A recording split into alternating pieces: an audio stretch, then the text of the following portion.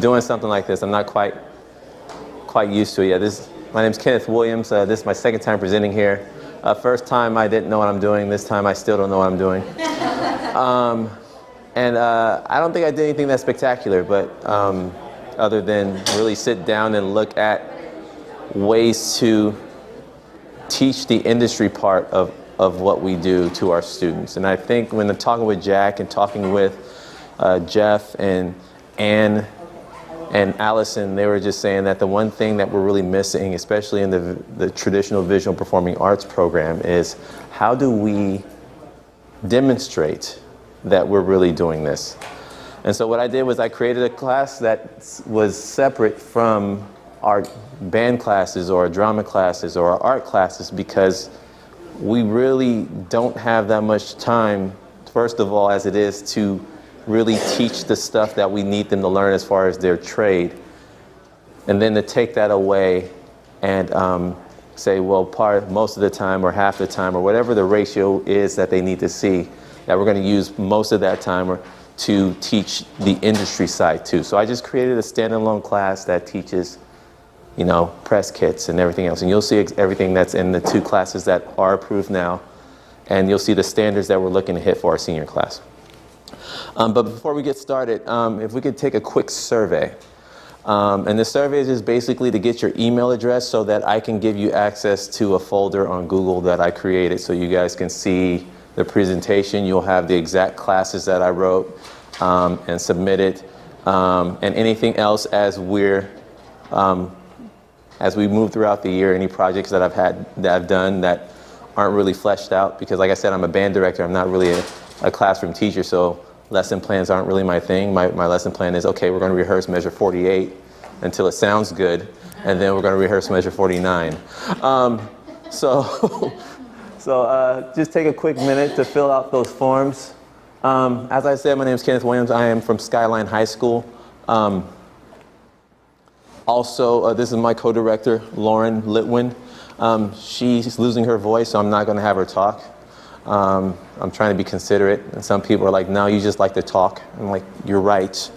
But this time she's going to let me do it. So does everybody have this? If you don't want to type this in, you can send me a text and I can paste it into your phone.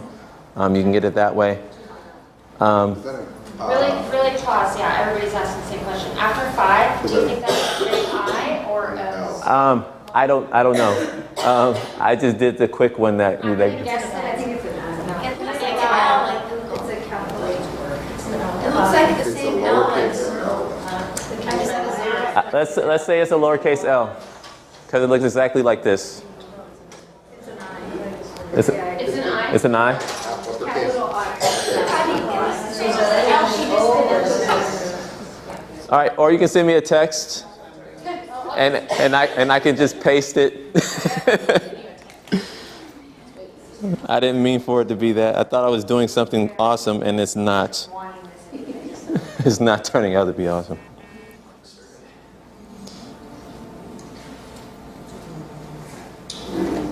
And what information do you need? It just asks for your name, your email address, the school you work at, your position, just so I can get some information to see what capacity I can steal resources from you is basically what I'm looking at it for. So I'm going to give you a little bit of stuff, and then hopefully you can send that to me as well.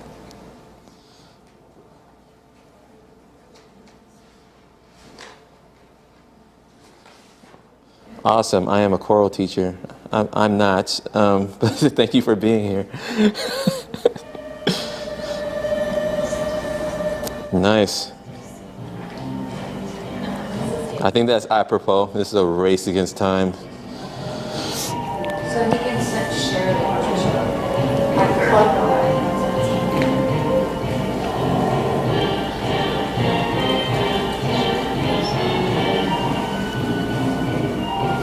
I'm going to let Lauren do that. And so, did everybody get my phone number? Or the link? Do you need it still? All right. Send me a text. It's probably the easiest way to get it done. And then Lauren's going to, that's my phone number right there, and Lauren's going to copy and paste or paste the link. Okay. So the title of this presentation is called Are Your Dance, Music, and Theater Students Career Ready? And as I said, my name is Kenneth Williams, and my co-director is Lauren Litwin. I just wanted to start off by letting you guys know a little bit about Skyline. Skyline and OUSD decided that by 2020 they wanted all comprehensive high schools to be wall-to-wall pathways. Currently, we have 1,800 students on our campus, roughly, about a little bit more. We have 3 already certified California Partnership Academies on campus, which from everybody I talk to now really means nothing because I guess the grant's going away. We started an IB program last year. It was kind of scary because they're starting this IB program and they're also starting our visual performing arts pathway, which means that, and it's going to be diploma track, which means that technically that's its own pathway. And so we were kind of like, wait, what does that mean? What are you trying to say? Like I said, wall-to-wall link learning by 2020. And we currently have a 7-period day, which will probably change to block schedule, 8-period rotating block next year. What do you mean wall-to-wall? Everybody that goes to Skyline will be part of a link learning pathway or a California Partnership Academy. Well, the same. Right, so yeah, so every student that comes in the Skyline will be one of our 4 link learning pathways. Okay? These are our 4 pathways we have on campus. The first one is our computer science and technology. Then we also have an education and community health. We have a green energy pathway, and then the best for last, our visual performing arts pathway. And as I said, this is our first year in existence.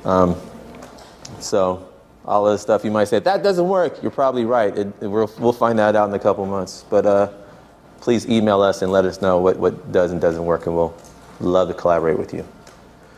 So some of the challenges that I found with CTA and visual performing arts was that our classes don't really teach the industry-specific skills that they need to be successful business people in the arts. I mean, I'm pretty sure all of us do a really good job of training them on the skills that they need to be a dancer. Like, this is how you leap. This is how you play a major scale for music. This is how you sing. This is how you want to use your diaphragm. Here's how you do close analysis and research and prepare a character. But we don't really talk about press kits and business plans and all the other things that's associated with it. We don't have clear-cut grade levels. One of the things you're going to learn is as you build out into hopefully a new CPE grant that they want you to have 10th grade, 11th grade, 12th grade, 9th grade pure classes. That means the only people in those classes are 9th graders, 10th graders, 11th graders, and 12th graders. And our visual performing arts program doesn't work like that. I have 9th graders in my jazz band, which is the most advanced band at Skyline. And I'm not going to put them in a beginning band class just because they're 9th graders. It doesn't make sense. Nor do I want those really good 9th graders to be with the not so really good 9th graders, and that kind of turns the not so really good 9th graders off. So how do we create this thing without discouraging students? Also, people, I mean, you've heard it. It's a class you take for fun. It's something you take because you're interested in. It's something you take because you're naturally gifted in, not because you have trained and worked hard. It's just something that you just do because for the love of it. And lastly, as I said earlier, we want Skyline and OUSD is going to have everybody in a pathway. But if I make my jazz band class only available to visual performing arts students, that means students in the green energy pathway can't take it. That means students in the computer science pathway can't take it. That means students in our health ed can't take it. And I'm losing most of my jazz band at that point. And so what do we do? And so again, here's our 9 industries right now. Here's our 9 visual arts focuses, right? We have, I mean, you guys know them, visual arts, painting, drawing, band, instrumental music, choir, dance. I'm sure a lot of you guys have most, if not all of these, all right? And so what I started doing was looking at the economics of it. And I started putting on my administrator hat, and I started going around and telling people they're fired. And so what I did was I looked at 1,800 students, and they said that they wanted everybody to be, all the pathways to be split up equally. So that means that we're going to have about 450 students if we divide it by 4, right? And then if we look at the 4 grade levels, that means we're looking at approximately 120 students for each grade level. And then if we divide that 120 up by 9 disciplines, now we're only looking at 13 students in each class. And as an administrator, I couldn't see them allowing us to have 3 out of 5 classes that we're teaching on the 1,800 student campus that have a total of 37 times 9, right? Is that right, my math? No, 57. 57 times 9, right? They're not going to do that. So how do we create this vision that allows students to get this information without excluding, 98% of our population? And so what you guys are waiting on, our visual arts, they're easy to find CTE classes for that, right? But how do we do this for the visual arts? So what I did was I wrote 2 classes. I wrote your Introduction to Your Performance Career. Actually, it's called Introduction to Your Music Career because I had a hard time getting people to sign on to the fact that we wouldn't be able to do this, right, exclusively. So I was just like, I'm going to write this class, and if you guys want to jump on, you can jump on, and they never jumped on. And now they've jumped on. So this class is approved. You can go on UC-CI or UC Doorways or whatever it's called, A through G, look up Skyline High School. You can find it. It's listed as Introduction to Your Music Career, but it's all the standards that I've used are performance-based. It covers all of them. And then Explorations, which would be our 11th grade class. So Introduction is our 10th grade class. Exploration is our 11th grade class. I had a question right here. Yeah, is that approved by UC or by Yes, by UC. You have to do both. You have to do one and then the other. It's approved by both. But what I was told was that my school district chooses whether or not it's CTE approved. But the standards are embedded in it, so all the standards are come from that book that we got last. So it's an RP course? It's a CTE course. But on the A through G website, there's a button you can push if you want it to be CTE. Okay. I didn't submit it, so I don't know what was. Yours is probably submitted through your high school rather than through a program. Yes. Yes. It's to submit through Skyline High School. If it gets approved through the A through G, like it's, from my understanding, that it's Yeah. a course. Yeah. It's a G elective. It has. Yeah. My guess is it's a G credit course. Yeah. Not an F credit. Yeah. It's a. Art course, illustration, graphic arts, those might be F credit courses. The careers course is a G course. Yeah. It's a G elective course. And if you want to take the standards that and the things that I've put into this class and embed it into your F already created course and resubmit that, feel free. But it seems like, from my eyes, it'd be easier to just go ahead and submit this course and then figure out either teach them both concurrently or, I don't know. Or again, you can, if you're resubmitting something, you can just copy and paste your old one and add this stuff into the bottom of it and then submit it, and that should work.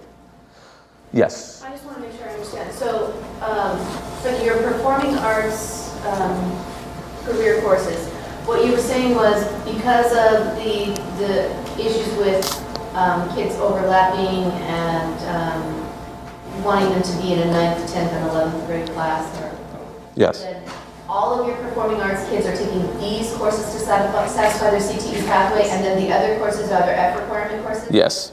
Okay, so Yeah. you're taking these in addition to. Uh-huh. But your visual arts students or media, right, or your media arts students would be taking the F requirement. But they're also taking ceramics or drawing and painting. Or Are your visual art and media arts kids getting the business, how are they getting the business then? because it's embedded in illustration, graphic design, and So it's AP. embedded in their course? Yes. Yeah. They already did it because these classes were actually part of the computer pathway. And then they phased them out, which is why I was able to work with Lauren because they didn't realize what they were getting rid of. She's really the brains behind this operation. I just work here.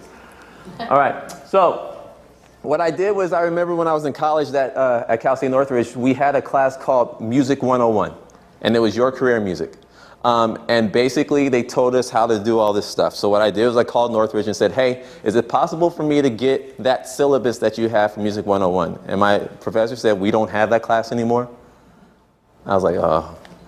And she said, well, but we do have this other class. It's kind of the same thing, but instead of freshmen taking it, we have seniors and grad students take it. So I was like, awesome.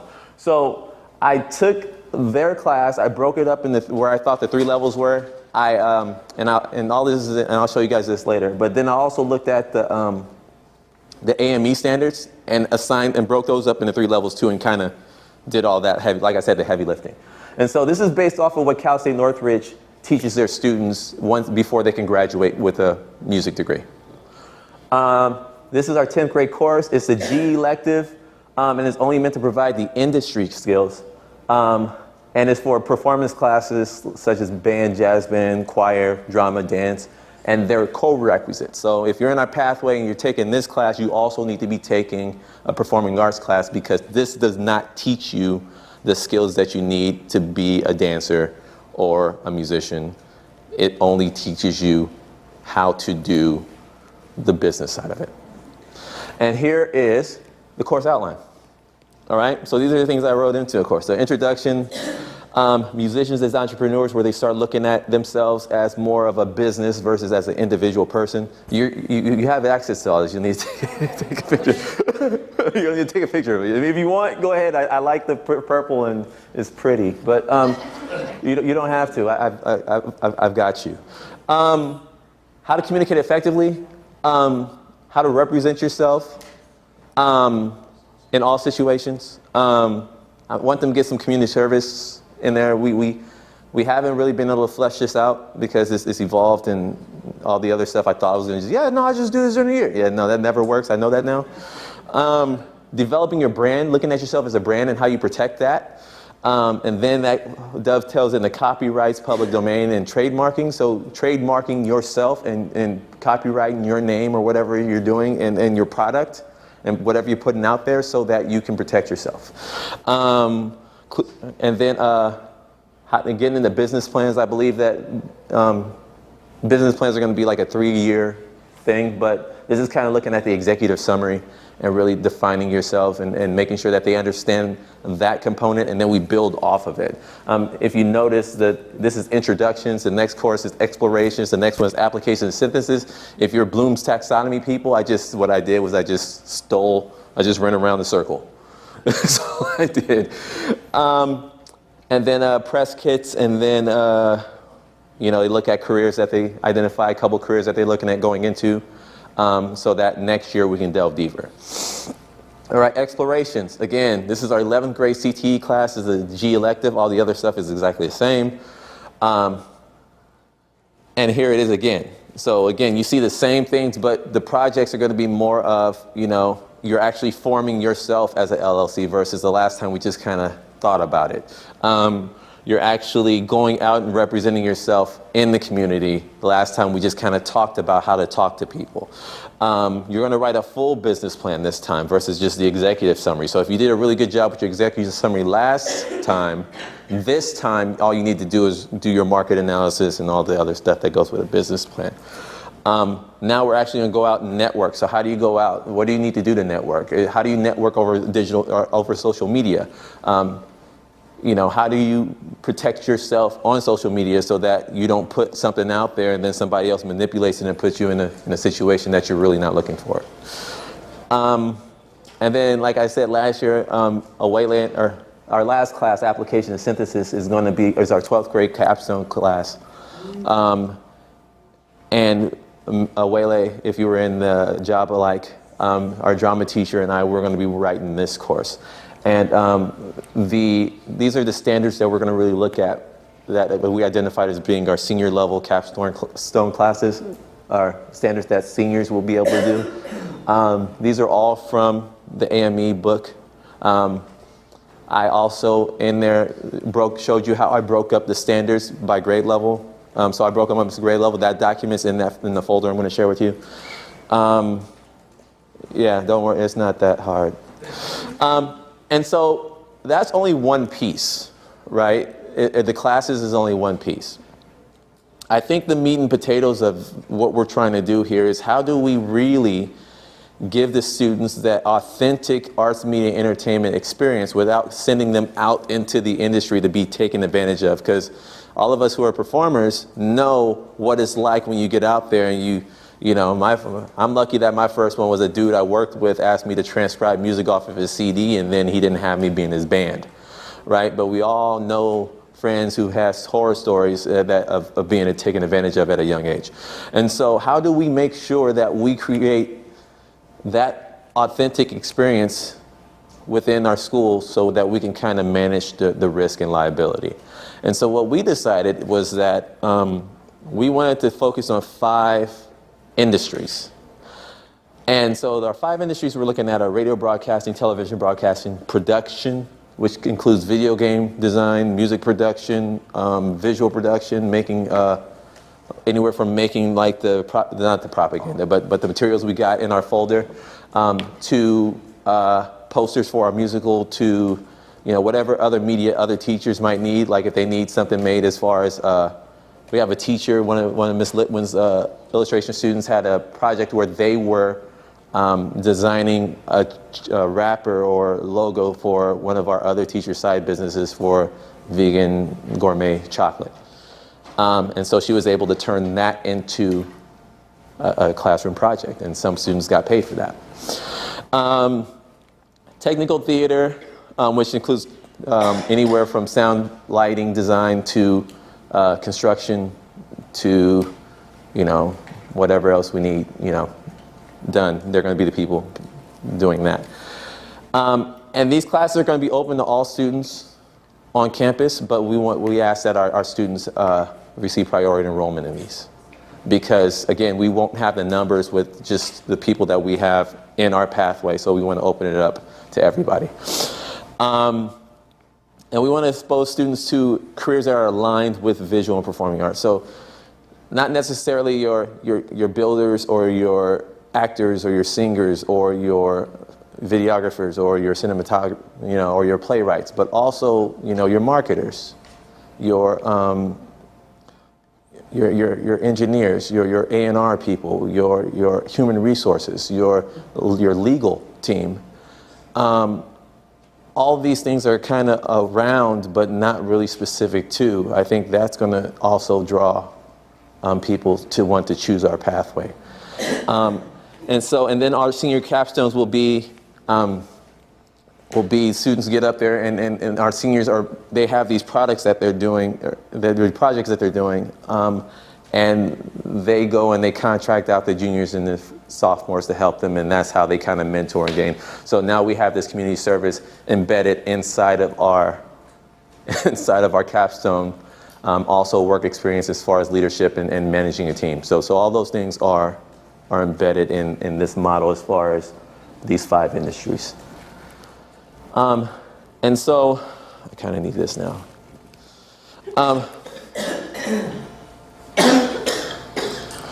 So this is just kind of a snapshot of what we're looking at as far as how we want things to flow. And you see how everything, there's some similarity between a radio station and a TV studio, and then there's other things. So what we're looking at, let me get this going.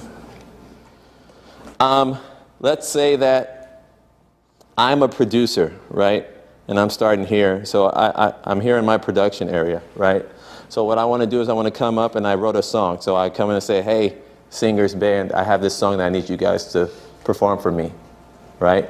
So they sing the song, we record it. Now we send that over here to our radio station, and our artist's song is played on our online radio station, alongside of our legal team who also secured the rights to play Beyonce's song and Bruno Mars's song and Miguel's song and Adele's song, and now we have Nathan Embrittson's song right along there. Do you think that teaches our students about how to be in the industry? Do you think that helps them out understanding that, I can do this as well, and also just that process of that creative process of interconnectedness? Let's say that we have somebody who comes up with an idea for a movie. So they go and they come over here and say, hey, I got this idea for a movie. I need you to recreate this set and these designs. And they say, okay. But now they go up here to the artists and the actors and say, hey, I need you guys to act in this. And they say, okay. And so now, and then they come over here to our broadcast, their radio station, and say, hey, I need you to, promote this movie. So now our marketing people and our radio station is producing all the advertising for it. And so now we have this environment where everything is moving back and forth, right? Where students are working with each other. They're going over here. They're making these songs. The song is being used for a TV show that's being used all over. And that's because we've been able to create these 5 industries and that allow themselves to work with each other. I think that's how we create this dynamic, authentic situation where the industry skills are being reinforced and taught. And then now, since they're doing this on campus, they can go anywhere, an internship or get a job right out of high school or start working with people during high school and not really have to worry about catching up because we've already created it on campus. Okay? So that's just kind of where I think that we need to start pushing this vision of arts, media, and entertainment. Like, yeah, we're teaching kids how to do this. Yeah, here are the business skills. Now we need to create the industries on campus that allows them to use it so that we can kind of, prepare them to go out and not being taken advantage of. So an overview, our synthesis occurs with our senior level class. Everybody we're teaching them the skills, but then it culminates once they get in there and they identify what their project is going to be. And then it culminates with them working building teams with sophomores and freshmen and other seniors to try and get these things happening. Sophomore and junior supports senior projects. So students who are in like our construction class will get support from their seniors and learn from their seniors in the technical theater department. And so now they get more reinforcement on how to use tools to build sets and what other skills that they need to do that. Mentors from the community organizations and private industry come in and they support our instruction. I mean, remember, I'm not a film producer, but I can sit in the class and get a film producer to come and work with me and teach my class. And looking at a lot of the things that Nueva does as far as paying industry professionals to come in, I think that is, now we don't have to worry about them getting credentialed. We just we pay for them to come in and provide workshops and internships for our students. And then this model also provides training and community service learning opportunities that students partner with local activist organizations. So part of their community service could be making and producing a PSA for a nonprofit that deals with domestic violence. You know what I'm saying? So now we're kind of getting into those deeper level opportunities for community service while reinforcing the technical and industry skills that they're learning in our class. All right. So now I'd just like to open it up for questions. I know it's kind of, I'm gonna, and Lauren can answer some questions too if you have some questions for her. But yeah, if you have any questions, I can go ahead and answer. First one's in the back right here. I have a question about the teaching those classes. Mm-hmm. Credentialing. What kind of credential do you have to teach the business aspect? I have a music credential. And I think that we need to understand the purpose of a CTE credential. It's possible for somebody without a CTE credential to teach a CTE class. What the CTE credential does is it opens up funding opportunities for you if you have if you're teaching a CTE class. So me having my preliminary CTE credential and me teaching a CTE class allows me to be eligible for different types of funds. Recognizably, the CTE IG grant, and also if I teach if there's a sequence of 2 classes. So like, I have a sequence of 2 classes, my introduction and my explorations. That's a sequence of 2. So now I'm eligible for Perkins funds. And so, but I can still teach the CTE class without a CTE credential. I just do not have access to those funds. But your CTE credential, is it, do you have business tacked onto it, or is it just music? No, it's just music, but this is industry specific for music. These are things that I took out of I got from Cal State Northridge that they're teaching their music students once they graduate. And also these are things that are also defined by the standards in the arts, media, entertainment strand for performing arts. I think we have here and then here. Yeah. Yeah, sorry. The question about, getting high school schedules and students, how are they able to be in the ensembles per se, or their primary study co-requisite, and still being in like the introduction to the explorations classes? So the cool thing about our school is that our dance class and our marching band class gets PE credit. Right.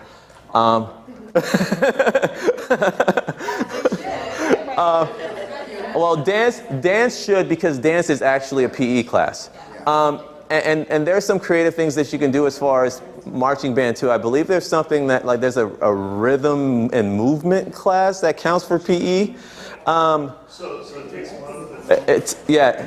Which course, so that gives them the extra, or what? So are they marching band and your concert band class? Some of them are. Some of them are. I have some of them delay taking a foreign language, or they take a foreign language at community college. Some of them aren't looking at going to a UC, so they just take whatever class that they want, and so whatever they need to do to graduate, they'll take the classes, the requirements they need to graduate. But as far as, we find creative ways to make that happen. So is the introductions and the explorations during the normal class period day or before? During a normal class period day. Like I said, we have a 7-period day. And I think last year I actually had a breakdown of what the classes were. I took that out of this one because nobody asked questions like that. Okay. I think at our school we have a problem that so many kids want to take so many things. Mm-hmm. But having a single class that all the dancers and all the singers and all the instrumentalists would take would really solve it. But what do you think about, I'm trying to solve it in a different way. Mm-hmm. What if we wrote, like music 1, music 2, music 3, music 4, and then we integrated those concepts, they take those 4 classes, and then when they start repeating classes, because like say I have kids take 2 choirs a day, they could take music 2 because they're in their 2nd year of school, but then they also take show choirs. So they're getting both requirements, but they're in. Yeah, I think you need to look at, depending on what route you guys are looking to go. Again, if you for what we're doing with our Link Learning Pathway program, we have to have a sequence that's pure 10th grade, that's pure 11th grade, that's pure 12th grade. Instead of just their first year of taking it, their 2nd year of taking it? Yeah, based on the requirements for... But we're not Link Learning Pathway. So you guys, if you're not a Link Learning Pathway, you guys can just take these and embed them in all your classes and then just say, this is why it's a CTE class. Our situation is a little bit different, where we have to have, based on the money that we get and the way that our district is structuring our programs, they want us to have a sequence for that all 10th graders in our pathway take, all 11th graders in our pathway take, and all 12th graders in our pathway take. Yeah, and so it's based on the CPA model, the California Partnership Academy model. And I think their goal is, once they're hoping that the money, the grant, there's a new grant or a new bill passed that opens up a new round of funding for that. And so that all of these linked learning pathways will be eligible to just step into that CPA model because we're already setting them up that way. That's what I think their goal is. I think that the CTE, they want the CTE classes to be like that too, though, where there's... No, not necessarily. It's just a sequence, like, for San Francisco, we'll have like a 2-year sequence, and maybe the kids take the first year, 9th and 10th, and they finish in the 11th or 12th, but it's not a pure cohort. It just needs to be a sequence. It's not What No. class would you take first, what class would you take second? Yeah. But it's not by pure. Yeah. And so again, just for clarification, for Perkins funds, I can have Drama 1, which is a CTE class, and then Drama 2, which is a CTE class, and anybody can take Drama 1 and anybody can take Drama 2, right? And they're both CTE classes. I'm eligible for Perkins funds, all right? And I don't even have to teach both of those classes. We just need to have that sequence. So like Lauren can teach drama 1, I can teach drama 2, and we're eligible for Perkins funds because we have a CTE sequence. I can create a CTE elective or a CTE class. It doesn't even have to be elective. I can create a math class that combines music and math together and make that CTE, and that class is eligible for the CTE IG grant. Okay? But in order for me to be eligible for that, the key ingredient is it has to be a CTE class, and I need to have a CTE credential. So that's the understanding where the money comes from, and what the qualifications for the money is important. In the back right here. The IG grant, are those the grants that went up to $100,000? That's I don't know that. I just know what they are, and I know. Okay. Yes. Yeah. They're big. Those are the grants that match every dollar your district spends. Perkins are our small grant. That's a big grant. Yeah. CT incentive grant was a flush of funding that came in from the state in December. That was basically like, hey, everybody, you have a month to map how much money your district spends on CTE, including the salary for the sections, the money you put into buses, extended hours, materials, and the state will match it. And there's actually a bill on the assembly floor right now to have that match go on an ongoing renewable basis into the future. So it's just, I don't know what the number of the bill is. If I can email you, you can drop it in the Google. Yeah, I'll be happy to, and we'll drop it into that other thing that we created earlier. But again, I think that regardless of how much money there is, it's important for you to understand how to get that money and the importance of getting that money. I have 2 questions. One,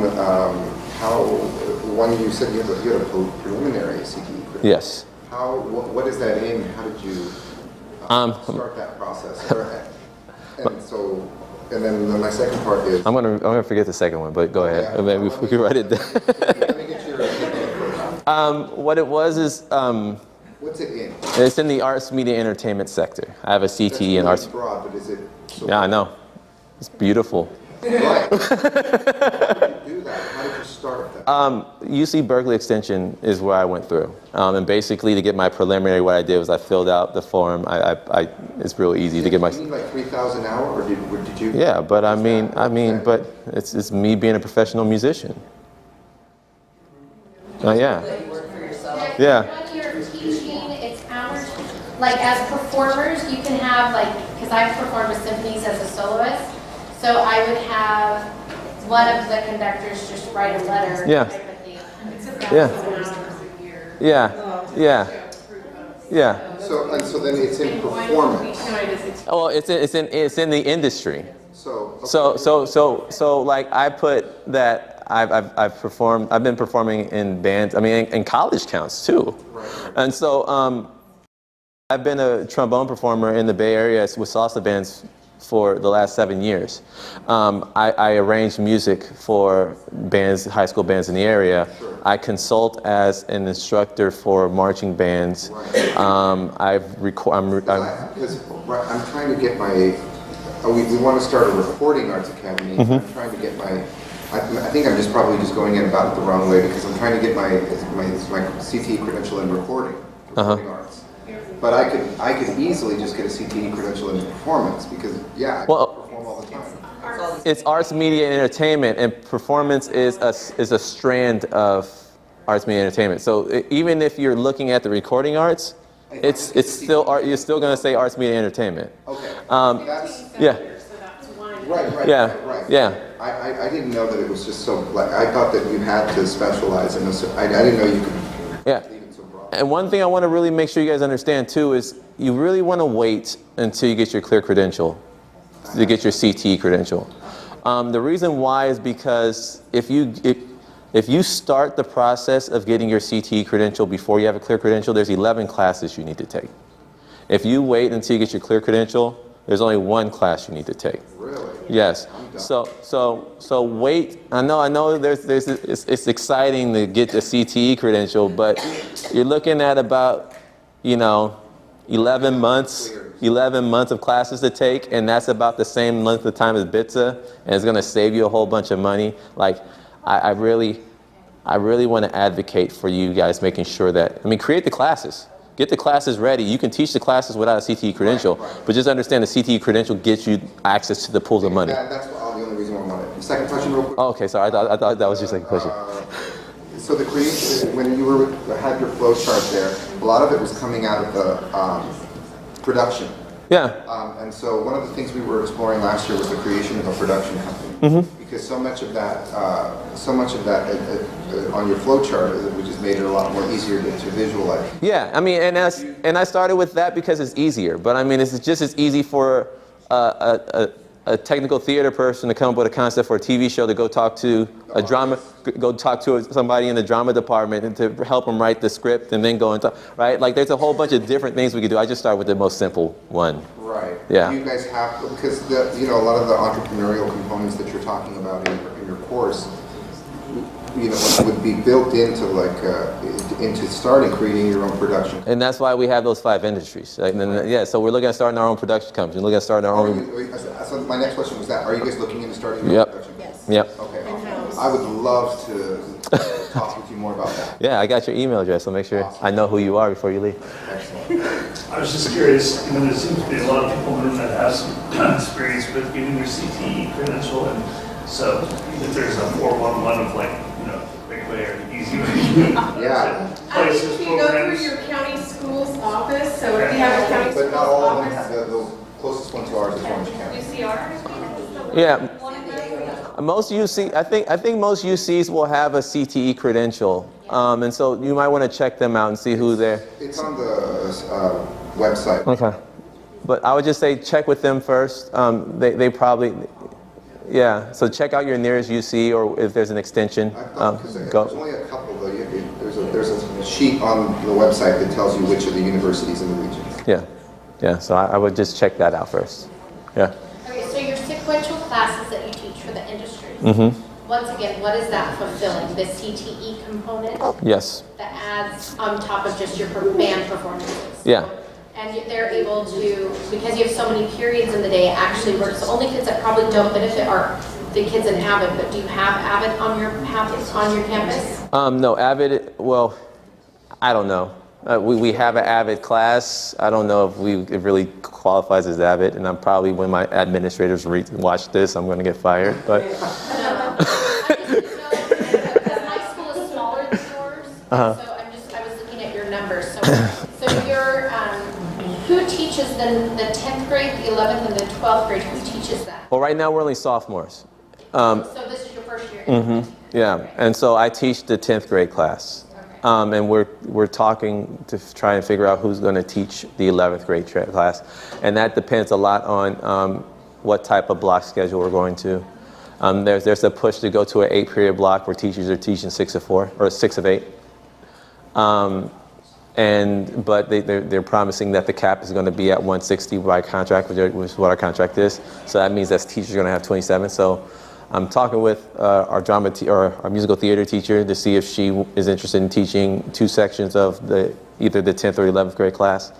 I'm also working with our English teacher to see if we go to 6 periods, he teach 4 English classes and then 2 10th grade CTE. So what's your schedule on the master's schedule? What do you teach? A lot. A lot.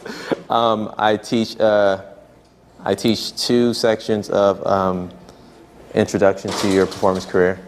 I teach beginning band class, I teach orchestra, I teach jazz band, and I teach marching band. And you teach orchestra. Yeah.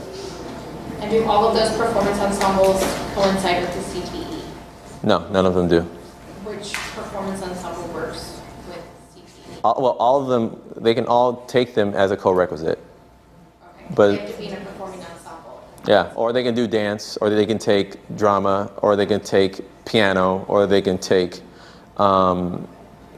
choir. We have 2 different levels of choir. We have 3 different levels of drama. We have 3 different levels of dance. So we have different classes that they can take to fulfill that performance requirement.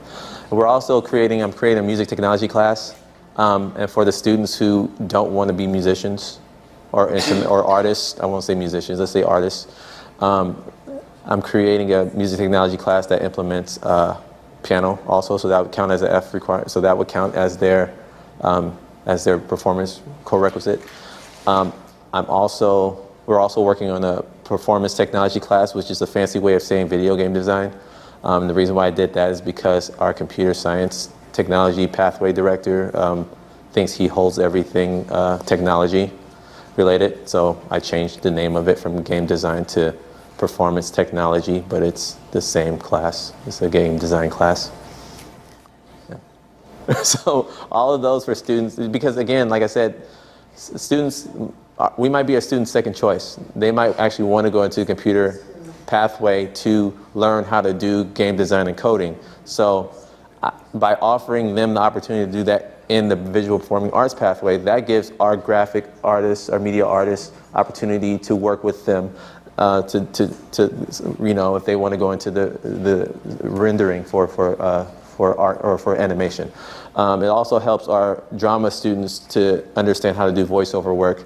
It also helps our composers to figure out, to allow them to learn how to compose music for video games.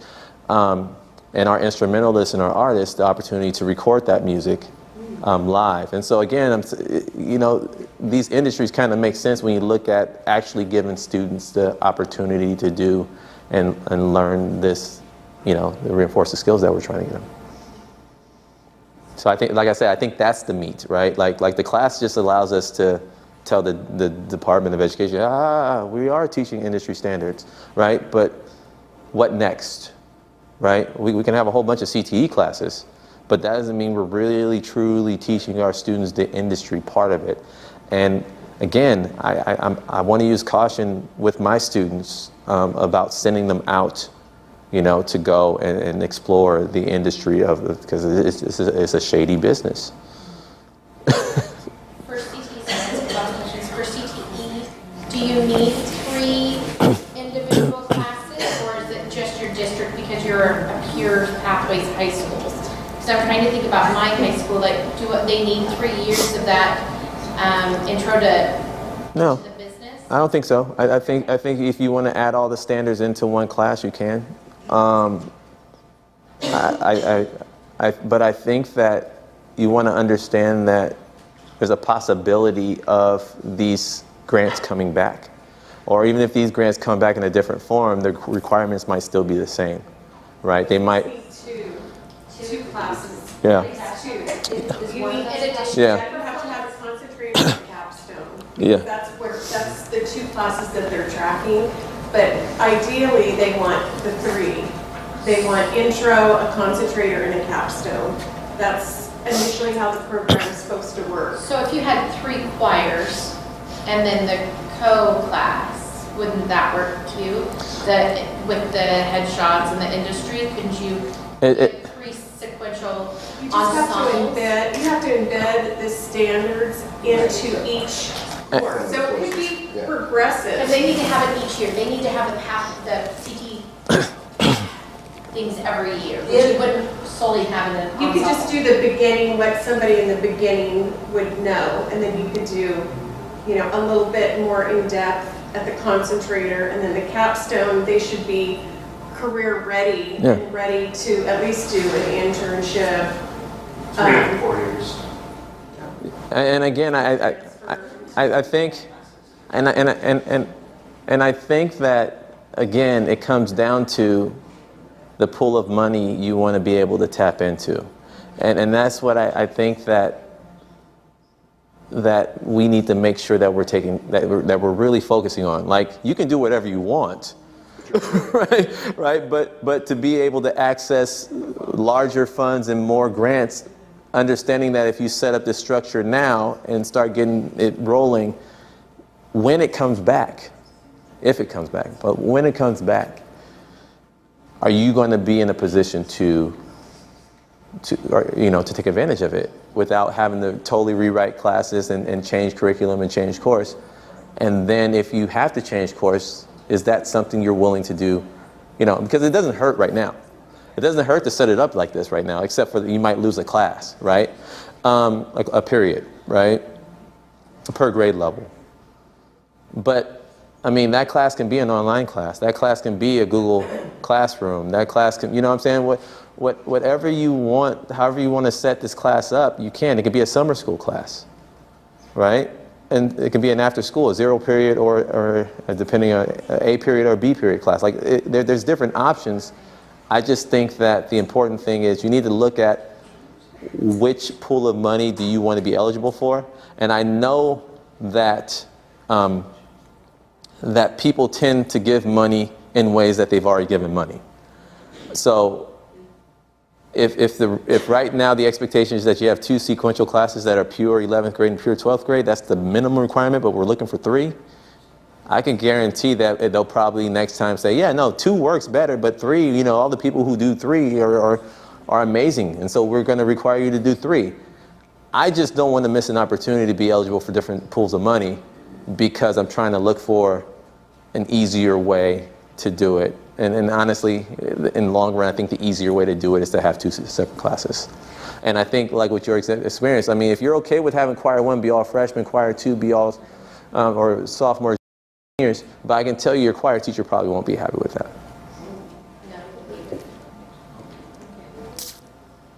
So, I don't know how much time we have. I think we have about 9 minutes left. I'll just be sending you an email. Okay, yeah. Oh, as far as that goes, those are both my emails. I meant to put Lauren's in there. I'll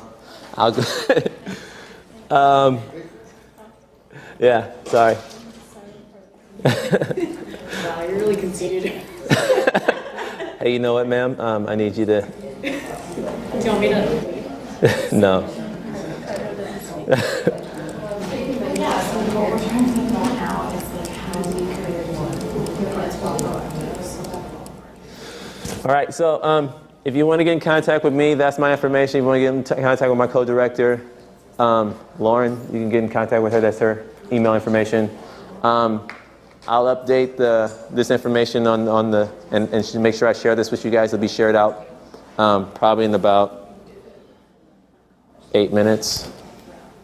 I'm thinking I can get to it in 8 minutes. So if you have any questions, come up. I can talk with you. I'll be in contact. I'll be in contact. Okay. Thanks for those questions.